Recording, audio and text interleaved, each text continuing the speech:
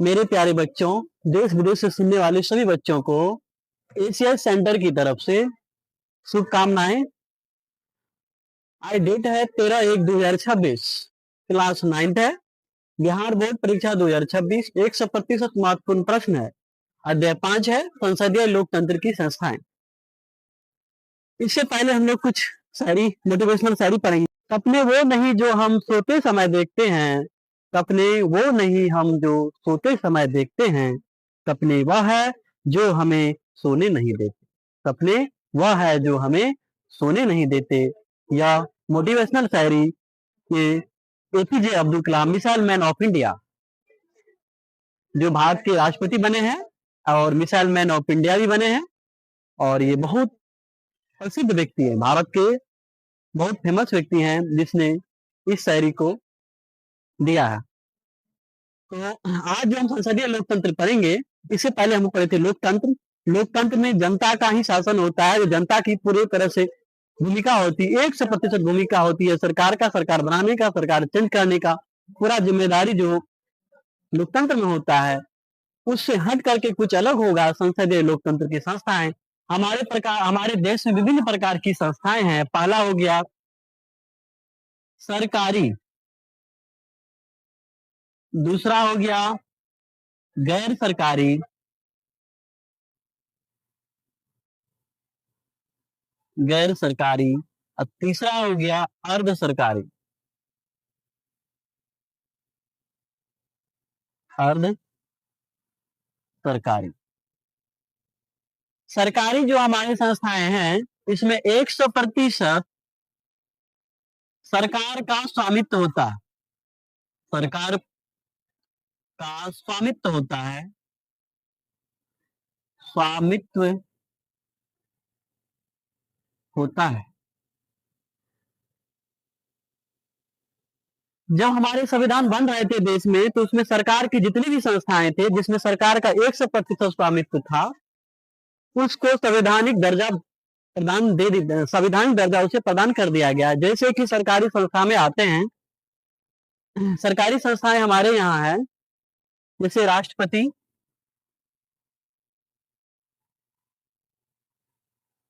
राष्ट्रपति, लोकसभा,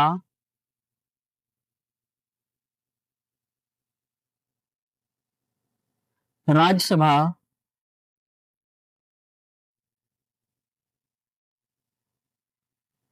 चुनाव आयोग,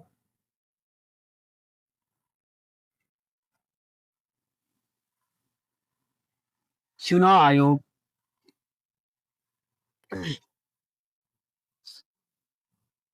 न्यायपालिका, न्यायपालिका,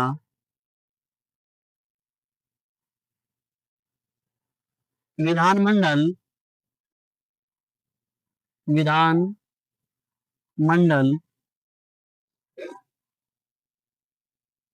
नगर पंचायत,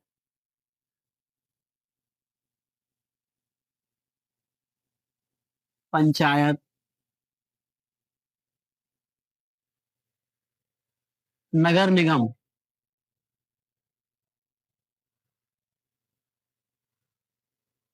विभिन्न प्रकार की जो संस्थाएं हैं, इसके अलावा भी बहुत सारी संस्थाएं हैं जो सरकार इसे संवैधानिक दर्जा प्रदान किया गया। भारत जब संविधान बन रहा था, तो इस सारे संस्थाओं को संविधान में स्पष्ट रूप से चर्चा किया गया है। इसमें कितनी इसकी जिम्मेदारी होगी, क्या क्या इसको प्रावधान होगा, क्या क्या इसको नियम होगा बनाने का, इस सारे बातों को हमारे संविधान में इसके बारे में चर्चा किया गया है। तो इसीलिए इसे सरकार का, इस पे 100% इसका सरकार के स्वामित्व होते हैं। अब है गैर सरकारी। गैर सरकारी, गैर सरकारी वह है जो निजीकरण होते हैं, जिसमें जिसमें सरकार का स्वामित्व,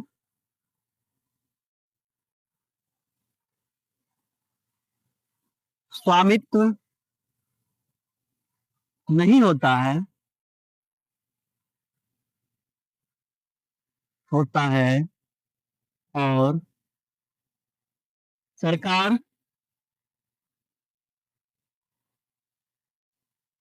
के द्वारा मान्य होते।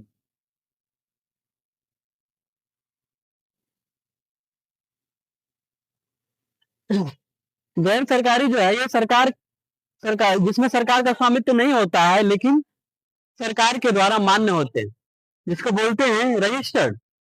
बहुत सारे निजी विद्यालय देखा होगा, उस निजी विद्यालय को क्या करता है, सरकार से मान्यता प्राप्त लेना होता है, रजिस्टर करना होता है।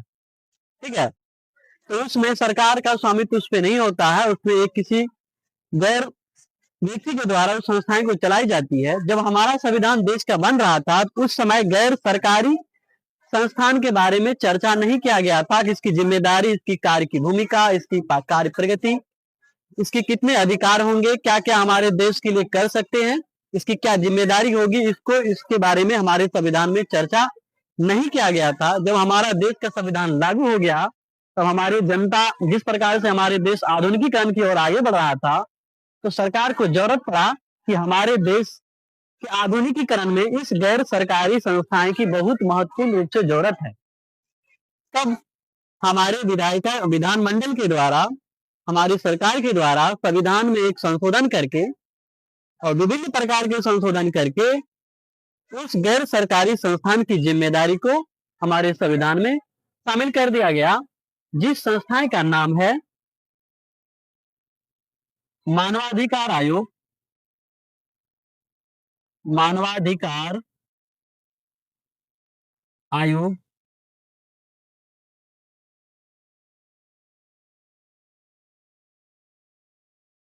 दूसरा में हो गया सूचना आयोग। सूचना आयोग।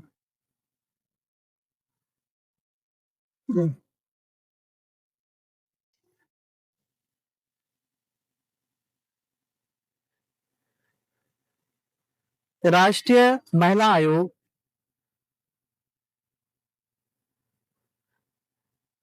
राष्ट्रीय महिला आयोग। आयोग।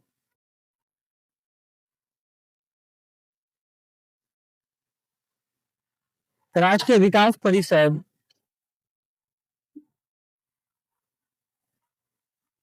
विकास परिषद। परिषद।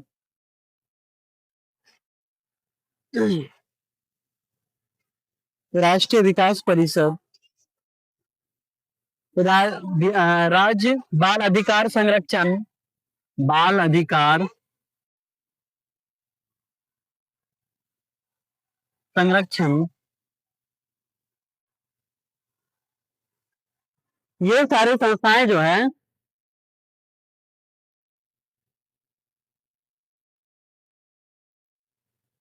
ये सारे संस्थाएं गैर सरकारी है। गैर सरकारी का मतलब ये हुआ कि गैर संवैधानिक, मतलब ये यानी कि वो न्यायिक नहीं है, जुडिशियल नहीं है। यानी जब हमारे देश की संविधान बन रहे थे, ये सारे संस्थाएं के बारे में संविधान में चर्चा नहीं की गई। जब हमारे संविधान लागू हो गया, तो सरकार को लगा कि राष्ट्रीय मानवाधिकार आयोग होनी चाहिए, जो यहाँ के मानव के अधिकार के बारे में विशेष ध्यान रख सके। सूचना आयोग। सूचना आयोग यहाँ के राज्य के जो जनता जनार्दन है, उसे तक आसानी से सूचना प्राप्त हो सके, उसके अधिकार के बारे में विशेष जानकारी प्राप्त हो सके। उसके बाद राष्ट्रीय महिला आयोग। राष्ट्रीय महिला आयोग को भी शामिल किया गया संविधान में संशोधन करके। राष्ट्रीय विकास परिषद, उसको भी शामिल किया गया। और बाल अधिकार संरक्षण, ये सारे संस्थाएं भारत के संविधान में संशोधन करके विशेष रूप से भारत के संविधान में शामिल किया गया है। तुम लोग से क्वेश्चन पूछता है कि हमारे देश में गैर सरकारी संस्थाएं कौन कौन सी है, तो बता देना है ये सारे संस्थाएं गैर सरकारी संस्थान है। ठीक है ना। और क्या क्या सरकारी संस्थान क्या है, तो बोलना राष्ट्रपति, लोकसभा, राज्यसभा, चुनाव आयोग, न्यायपालिका, विधानमंडल, पंचायत, नगर निगम, ये सब सारे संस्थाएं जो है सरकारी है। एक होते हैं अर्ध सरकारी। अर्ध सरकारी में होते हैं जिसमें 50-50% होते हैं, यानी कि 50% सरकार और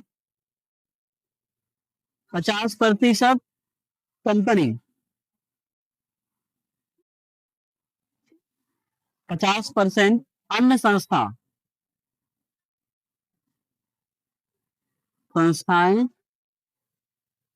का स्वामित्व होता है,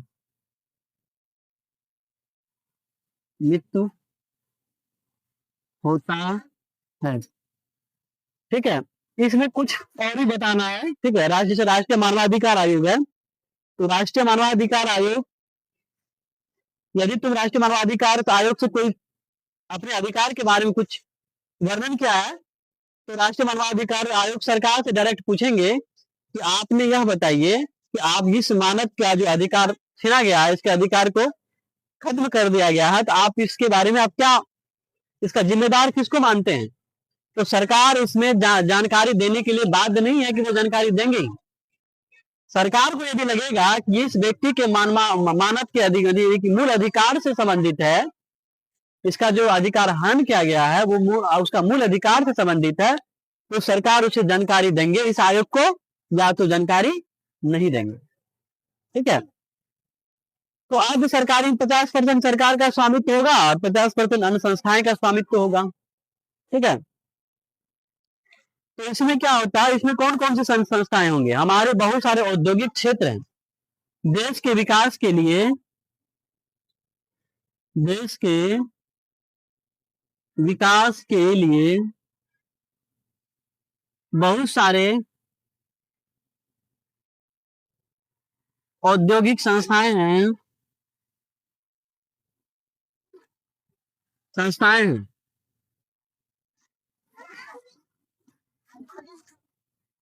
जो अपनी संस्था में पीबीटी लिखता हो। जिस संस्था में देखेगा पीबीटी लिखा हुआ रहेगा, प्राइवेट लिमिटेड, है कि नहीं? पीबीटी क्या होता है? Private limited. वो संस्थाएं अर्ध सरकारी संस्थाएं होती है। ठीक है, तो इतना सारे व्यवस्था है हमारे लोकतंत्र की संस्थाएं, इतनी सारी व्यवस्थाएं हैं। इसके अलावा हम और इसके बारे में चर्चा करते हैं कि जैसे कि जो सरकारी संस्थाएं हैं उसमें से जो हमारे यहाँ मुख्य तीन, मुख्य रूप से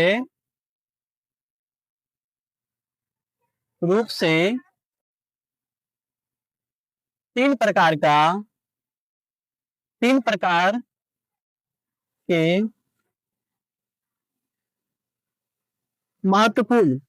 के महत्वपूर्ण संस्थाएं हैं,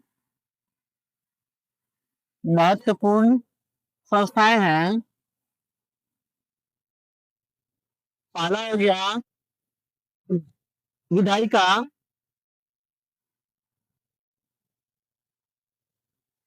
विधायिका। दूसरा में हो गया कार्यपालिका,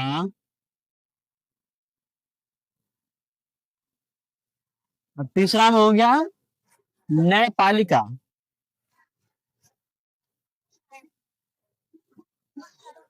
समझा? जितनी सारी संस्थाएं बताए, मुख्य रूप से तीन संस्थाएं हैं जिसका नाम विधायिका, कार्यपालिका और न्यायपालिका। तो विधायक का काम क्या, विधायक का काम क्या होता है? कानून को बनाना। कानून कहाँ बनाएगा? विधानमंडल में। और कार्यपालिका क्या होता है? कानून को पालन करवाना। कानून को पालन कौन करवाएंगे? कार्यपालिका। और न्यायपालिका क्या करेंगे? न्याय देने का काम करेंगे। तो इतनी सारी संस्थाएं हैं। कल जो हम लोग आएंगे, कल इसके बारे में बताएंगे, तीन जो हमारे संस्थाएं हैं इसके क्या क्या कार्य हैं और ये कैसे करते हैं कार्य हमारे देश के विकास के लिए, उसके बारे में चर्चा करेंगे। और टॉपिक का नाम कल होगा लोकतंत्र में निर्णय लेने वाली संस्थाएं। कल का टॉपिक है लोकतंत्र में निर्णय लेने वाले संस्थाएं, निर्णय लेने वाले संस्थाएं।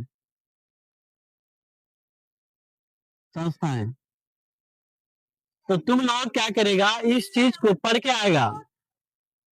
लोकतंत्र, लोकतंत्र में निर्णय लेने वाले संस्थाएं, तो इसके बारे में जितने हमारे संस्थाएं बताए हैं, ये कैसे निर्णय लेते हैं हमारे लोकतंत्र में, उसके बारे में विशेष रूप से कल चर्चा होगी। Thank you.